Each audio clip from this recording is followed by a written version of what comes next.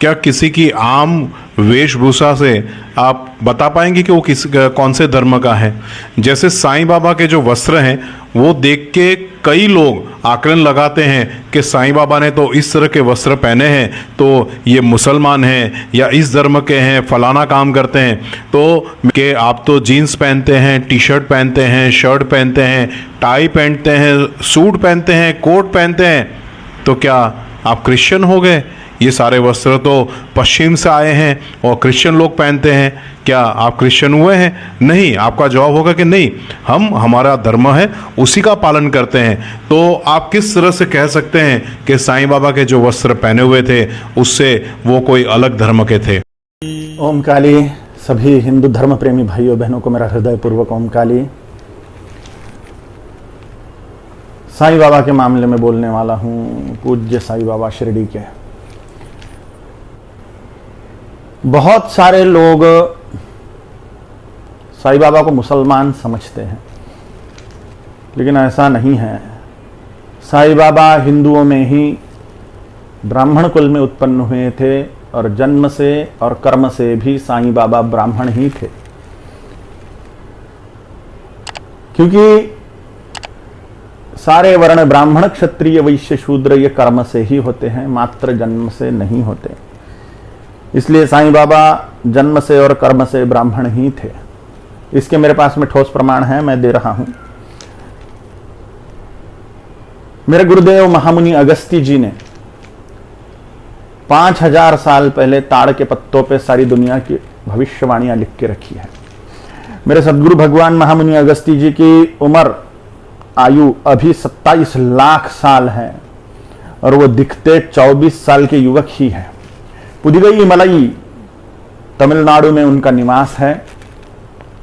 48 दिन तपस्या करने पर वो प्रकट होते हैं। उन्होंने जगत के कल्याण के लिए 5000 साल पहले, 5000 से 7500 साल पहले सारी दुनिया के लोगों की भविष्यवाणियां ताड़ के पत्तों पर लिख के रखी है जगत के कल्याण के लिए। और उनके जैसे अनेक महर्षियों ने लिख के रखी हैं सारे जगत के कल्याण के लिए ताड़ पत्तों पर भविष्यवाणियां, जिससे जगत का कल्याण होता रहे। मेरे लिए वह ताड़ के पत्ते जिन्हें नाड़ी ग्रंथ कहा जाता है, वह सबसे बड़ा मार्गदर्शन है।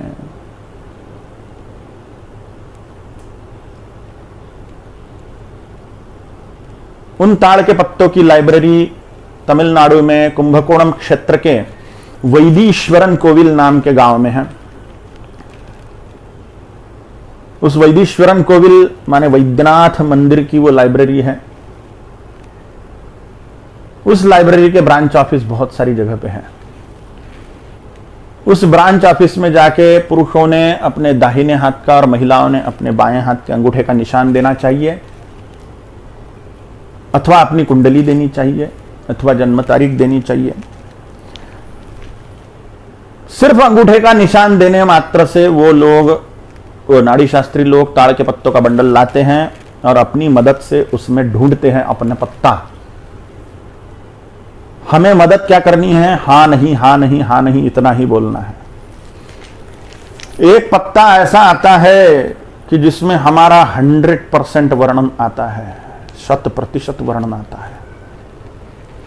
अपना नाम, अपनी माताजी का नाम, अपने पिताजी का नाम, राशि, नक्षत्र, जन्म तारीख, शादी हुई है तो पति का नाम, पत्नी का नाम, और गुरु के प्रति बहुत प्रेम है तो गुरु का नाम भी आ जाता है।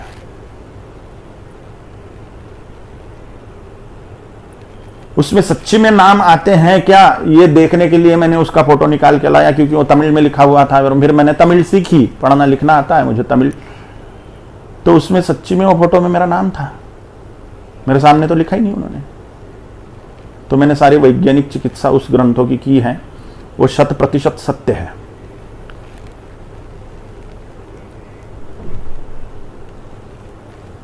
उस पर एक रिसर्च ग्रंथ लिखा गया है। उस रिसर्च ग्रंथ का नाम नाड़ी ग्रंथ भविष्य है। वो इतने चमत्कारिक ग्रंथ है, ना ताड़ के पत्ते कि उस पर अपने भारतीय वायुसेना के विंग कमांडर शशिकांत ओक जी ने रिसर्च ग्रंथ ही लिख दिया। लिखने वाले सामान्य व्यक्ति नहीं हैं, भारतीय वायुसेना के विंग कमांडर हैं शशिकांत ओक जी। उस ग्रंथ का नाम नाड़ी ग्रंथ भविष्य है। ये वो ग्रंथ है, नाड़ी ग्रंथ भविष्य। विंग कमांडर शशिकांत ओक जी लेखक है। ये हिंदी में और ये इंग्लिश में, ये दोनों ग्रंथ। इसका नाम नाड़ी प्रिडिक्शंस है, अ माइंड ब्लोइंग मिरेकल। ये दोनों ग्रंथ अमेजॉन पे, फ्लिपकार्ट पे उपलब्ध हो जाएंगे, अथवा रेलवे बुक स्टॉल पे उपलब्ध हो जाएंगे, या जहां धार्मिक पुस्तकें मिलती हैं वहां पर उपलब्ध हो जाएंगे। ये दोनों ग्रंथ रिसर्च ग्रंथ हैं। ये नाड़ी की सत्यता असत्यता पर लिखे गए हैं, उसके अनुभवों पर लिखे गए हैं, और ये ग्रंथों के आधार पर और मेरे स्वयं के अनुभव, मेरे शिष्यों के अनुभव नाड़ी ग्रंथों को परम सत्य प्रमाणित करते हैं। मेरे जीवन की ऐसी ऐसी घटनाएं उसमें लिखी थी जो सिर्फ मुझे पता है, अन्य किसी को भी नहीं, मेरे माता पिता को भी नहीं।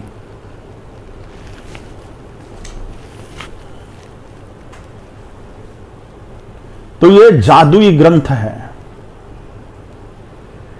जिसका मूल स्थान वैदीश्वरन कोइल, अनेक ब्रांच ऑफिस उसके हैं। ये जो नाड़ी ग्रंथ भविष्य पुस्तक है, इसमें साईं बाबा के मामले में क्या लिखा है मैं पढ़ के बताता हूं। 20वां खंड 91 नंबर का पत्ता, 91 नंबर का पृष्ठ है।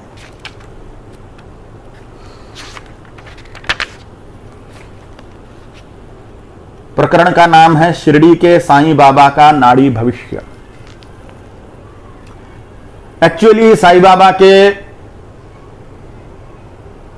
शिरडी वाला अवतार समाप्त होने के बाद में ये पत्ता मिला है, इसलिए इसको भविष्य नहीं बोला जाएगा, इसको बोला जाएगा साईं बाबा क्या रहस्य। महाराष्ट्र में स्थित शिरडी साईं बाबा की पावन भूमि के रूप में, महाराष्ट्र में स्थित शिरडी साईं बाबा की पावन भूमि के रूप में भारत के महत्वपूर्ण तीर्थ स्थानों में से एक मानी जाती है। साईं बाबा पिछली शताब्दी के एक महान संत के रूप में समस्त विश्व के श्रद्धावान भक्तों द्वारा पूजे जाते हैं। ऐसे अलौकिक तथा अद्वितीय व्यक्ति का वर्णन नाड़ी ग्रंथ भविष्यकर्ता महर्षियों ने बड़े गौरव से किया है। उनके विषय, उनके रहस्य कथन का पूरा परिचय भक्तजनों को कराना आवश्यक है। जिन्हें नाड़ी ग्रंथ भविष्य का परिचय नहीं, लोगों के लिए संक्षिप्त में ऐसा कहा जा सकता है कि रामायण, महाभारत, भागवत जैसे हमारे प्राचीन ग्रंथों में वर्णित महर्षियों, महामुनियों ने अपने त्रिकाल ज्ञान क्षमता से इस जगत में जन्म लेने वाले मानवों का जीवन पक्ष त्रिकाल ज्ञान से देखकर उसे ताड़पत्र पर लंबे कील नुमा कलम से सही ढंग से अंकित कर दिया है। वर्तमान में ये नाड़ी ग्रंथ भविष्य की ताड़पट्टियां तमिल कूट भाषा में अनेक नाड़ी केंद्रों पर उपलब्ध हैं, जिसमें व्यक्ति के पूर्व तथा उत्तर जन्म का और इस जन्म में आने वाले अच्छे और बुरे समय का वर्णन मिलता है। उस पर आने वाली आपत्तियों से राहत दिलाने के लिए उपाय बोले जाते हैं, जो करने से व्यक्ति को बहुत फायदा हो जाता है। मुझे बहुत फायदा हुआ है, मेरे शिष्यों को बहुत फायदा हुआ है। नाड़ी ग्रंथ भविष्य में जगत के कुछ महान विभूतियों की नाड़ी पट्टियां भी मिलती हैं। ऐसे ही एक चेन्नई स्थित शुक्र नाड़ी केंद्र में नाड़ीवाचक डॉक्टर करुणाकरण जी द्वारा पूज्य श्री शिरडी के साईं बाबा की नाड़ी पट्टी प्राप्त करने का सौभाग्य मुझे मिला। उसमें से कुछ जानकारी ज्ञानी व श्रद्धावान भक्तों के लिए प्रस्तुत कर रहा हूं। यहां ये प्रश्न आ सकता है कि साईं बाबा की अंगूठी का निशान कहां से लिया। तो जो उपलब्ध वर्णन है उसके अनुसार कुंडली के द्वारा भी नाड़ी पट्टी मिल सकती है, जन्म तारीख के द्वारा भी नाड़ी पट्टी मिल सकती है। महर्षि शुक्राचार्य जो ग्रह स्वरूप भी हैं, वो महर्षि हैं, महामुनि हैं, वही लिख रहे हैं, वही वर्णन कर रहे हैं। महामुनि शुक्राचार्य भगवान शिव को वंदन कर एक पुण्यवान आत्मा वाले व्यक्तित्व का वर्णन प्रारंभ कर रहे हैं। ये व्यक्तित्व का वर्णन प्रारंभ करते समय उस समय पर उस स्थान पर महर्षि शुक्राचार्य जी के साथ में महामुनि मैत्रेय जी व महर्षि अगस्त्य जी भी उस भविष्य कथन के समय उपस्थित हैं। भगवान शुक्राचार्य कहते हैं, ध्यान से सुनिए, भगवान वो ताड़ के पट्टी पर लिखा हुआ है, ये ताड़ के पत्ते पर लिखा हुआ है। भगवान शुक्राचार्य कहते हैं, शिव के अंश दत्तात्रेय का अवतार, भारद्वाज गोत्र में उत्पन्न धर्मावतारी इस महान विभूति का प्रथम कांड का वर्णन प्रारंभ कर रहे हैं। प्रथम कांड का वर्णन प्रारंभ कर रहे हैं। विलंबी नाम संवत्सर अर्थात सन 1938, भाद्रपद महीना, तमिल में पुरट्टासी मासम, पुरट्टासी मादम, त्रयोदशी तिथि, उर्वाषाढ़ा नक्षत्र, मेष लग्न व मेष राशि में ही गुरुवार के दिन अर्थात ईस्वी सन 1838 दिनांक 27 सितंबर जन्म काल दोपहर 12:05 व 25 इस समय पर साईं बाबा का जन्म पाथरी ग्राम में ब्राह्मण कुल में हुआ था। सुनिश्चित टाइम का वर्णन है उसमें, उन पत्तों में, साईं बाबा के मामले में। उनकी माता का नाम देवगिरी तथा पिता का नाम गंगा भवदीय भुसारी था। उनके 2 बड़े भाई बहन थे। बड़े भाई का नाम अंबादास व बड़ी बहन का नाम बलवंत बाई था। बलवंत बाई अथवा बलवंती बाई था। साईं बाबा सबसे छोटे व अंतिम पुत्र थे। अब तक प्रकाशित शिरडी के साईं बाबा के चरित्र में उनके माता पिता और वह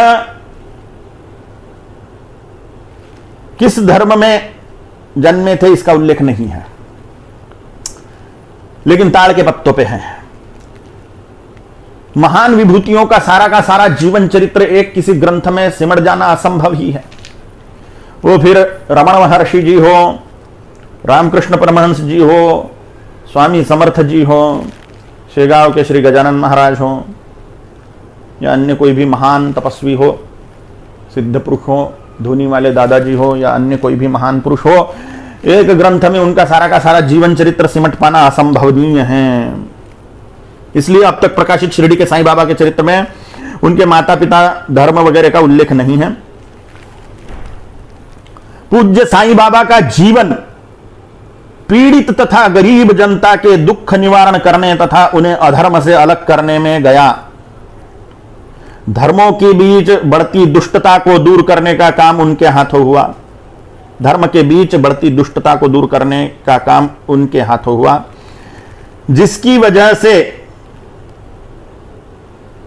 साईं बाबा सब लोगों के लिए महान सिद्ध हुए। साईं जी द्वारा धुनी का महत्व बढ़ाया गया, माने यज्ञ का महत्व बढ़ाया गया। उनके द्वारा किए गए चमत्कारों व अलौकिक जीवन के कारण हम महर्षि उन्हें प्रणाम करते हैं, ऐसा उस ताड़ के पत्ते में लिखा हुआ है। जो अत्यंत भाविक निष्ठा व श्रद्धा से उनके दर्शन करता है, उन्हें वे आज भी उनके दिव्य स्वरूप में दर्शन कराते हैं। आगे महर्षि बताते हैं कि इसी साईं बाबा ने सत्य साईं नाम से अगले अवतार में जन्म लिया। इन दोनों साईयों के अवतारों का समन्वय नाड़ी ग्रंथकर्ता महर्षि गौरव से करते हैं। ऐसा कथन करते समय उपस्थित सभी महर्षियों के सात्विक भाव जागृत हुए हैं, ऐसा भी उन्होंने लिखा है।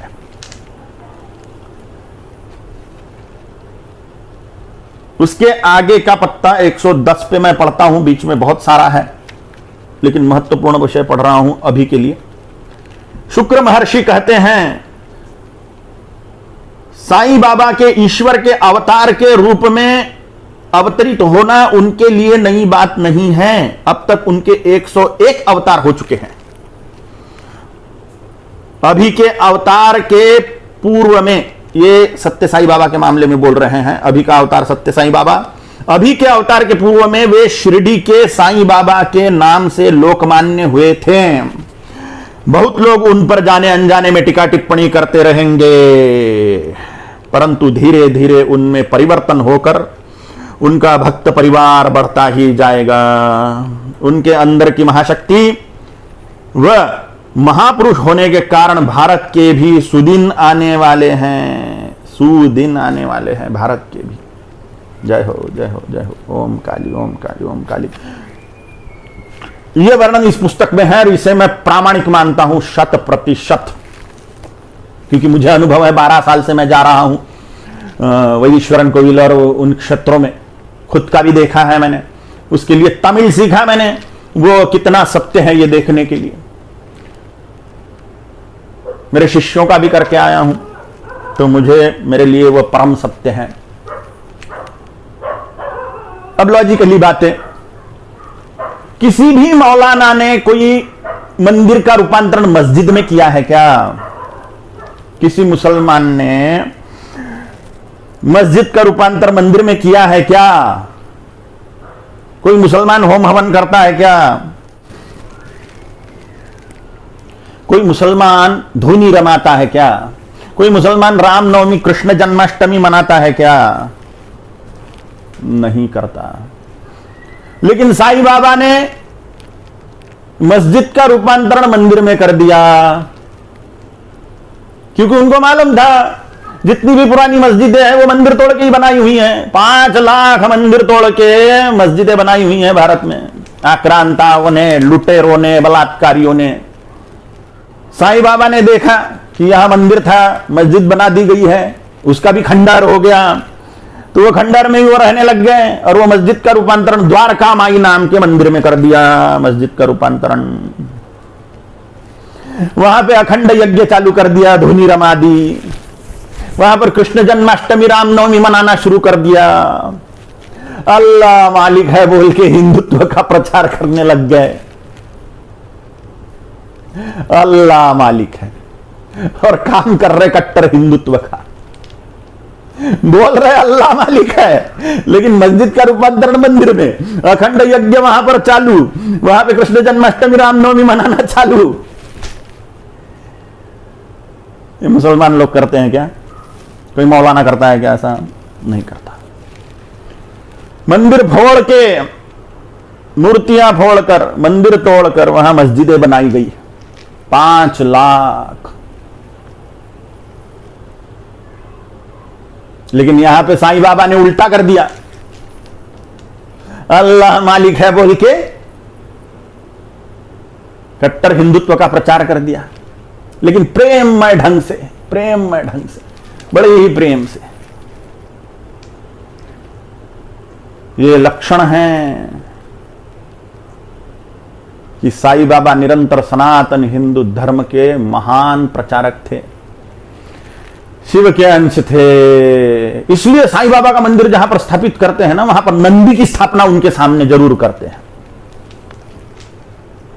कई मंदिरों में नहीं भी होगी, लेकिन शिरडी में साईं बाबा के सामने नंदी भगवान की स्थापना करी हुई है। पूरे पूजा पद्धति हिंदू पद्धति से करते हैं साईं बाबा की, क्योंकि वो शिव है, शिव स्वरूप है, दत्तात्रेय स्वरूप है। इसलिए साईं बाबा कट्टर सनातनी थे, ऐसा मैं मानता हूं, जानता हूं।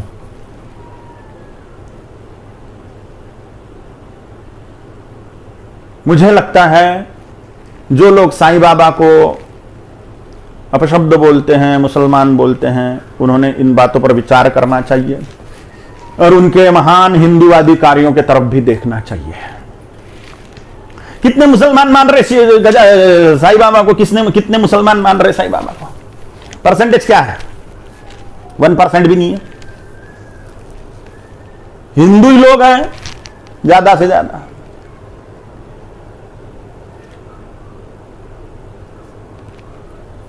अब जो कोई लोगों को तकलीफ होती है साईं बाबा की प्रसिद्धि से, साईं बाबा के ऐश्वर्य को देखकर, वो कुछ लोग उनसे जलते भी हैं कि हिंदू लोग हम बाबा टाबाओं को नहीं मानते और साईं बाबा को मान रहे हैं। तो तकलीफ तो होने वाली है बाबा, तकलीफ तो होने वाली है। अब उसको क्या कर सकते हैं, क्या कर सकते हैं। लेकिन इन महान तथ्यों को हम देखें, महर्षि लोगों ने जो कहा है उस पर मेरा परिपूर्ण विश्वास है। मैं कालीपुत्र कालीचरण साईं बाबा को शिव का अवतार मानता हूं, भगवान दत्तात्रेय का अवतार मानता हूं, ब्रह्मा विष्णु शिव स्वरूप मानता हूं और मुझे अपनी मान्यताएं रखने का 100% अधिकार है। और मैं साईं बाबा के दर्शन को भी जाता हूं, यज्ञ में उनके लिए आहुतियां भी देता हूं, सभी सिद्धों संतों के लिए देता हूं मैं। और साईं बाबा को मैं मानता था, मानता हूं और मानता रहूंगा। एक प्रश्न यह भी है कि साईं बाबा नॉनवेज खाते थे क्या, मांसाहार करते थे क्या, वगैरह वगैरह वगैरह।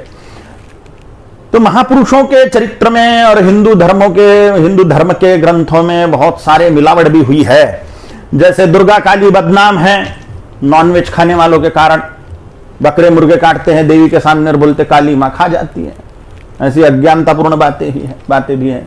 शिव भगवान बदनाम है भंगेड़ियों के कारण, बोले भगवान शिव तो गांजा पीते हैं, भगवान शिव तो भांग खाते हैं, पीते हैं।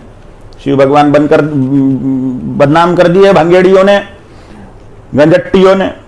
काली दुर्गा बदनाम कर दी नॉनवेज खाने वालों ने। काल भैरव बदनाम कर दिए दारू पीने वालों ने। देवताओं को बदनाम कर दिया, संतों को बदनाम कर दिया। तो इस प्रकार से साईं बाबा को भी नॉनवेज खाना वाला सिद्ध करके या उनके चरित्र ग्रंथों में मिलावट भी हुई हो सकती है। जैसे हिंदू शास्त्रों में भी मिलावट है दुर्गा काली के मामले में, शिव भगवान के मामले में। तो वो मिलावटों की तरफ हमें ध्यान नहीं देना चाहिए। इतना बड़ा विशाल दयामय चरित्र है साईं बाबा का, उसके तरफ हमें ध्यान देना चाहिए। इतना बड़ा उज्जवल चरित्र है, इतना बड़ा दयामय चरित्र है, कुछ मिलावटों की तरफ हमें ध्यान नहीं देना चाहिए। हमें निरंतर सकारात्मक ही देखना चाहिए। और इतने बड़े स्पष्ट प्रमाण है कि कट्टर हिंदूवादी थे साईं बाबा, उसकी तरफ हम न देखते हुए इन तुच्छ बातों की तरफ देखेंगे, इन तुच्छ बातों की तरफ देखेंगे, तो मुझे नहीं लगता कि हमारा कल्याण होगा। जिस प्रकार से दुर्गा काली को नॉनवेज खाने वालों ने बलि देके वगैरह बदनाम कर दिया अज्ञानता में, पशु पक्षियों की बलि चढ़ाकर, उसी प्रकार से साईं बाबा को भी बदनाम किया होगा, ऐसा मेरा स्पष्ट मत है। ओम काली।